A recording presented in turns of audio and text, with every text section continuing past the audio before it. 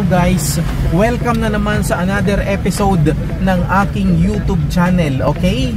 Ang ibabahagi ko sa inyo ngayon ay ang critical na kalsada. Mga kaibigan, tip number 1. Tip number 1 mga kaibigan, open ho ang manhole sa magkabilaang side. So dapat mga kaibigan, alerto ka kasi nga pag lumusot ka doon sa butas na yun, ililifter ka bago ka makuha dyan mga kaibigan. So dapat una, titingin ka talaga kasi nga butas yan. Okay? Halimbawa mga kaibigan, meron kang kasalubong. So dapat pag may kasalubong ka, mag-giveaway ka.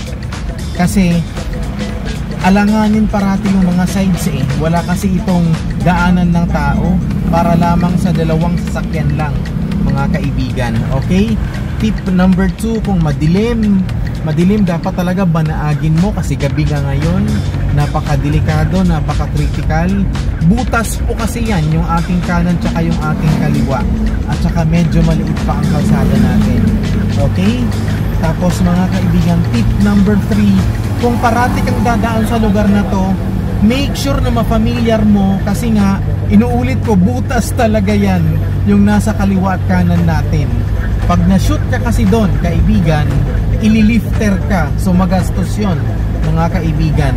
Marami na po ako nasaksihan dito na talagang lumulusot doon, matagal bago makuha. It really takes time. Okay? So, yun mga kaibigan. Kailangan i-familiar mo yung lugar na to kung parati kang dumadaan dito.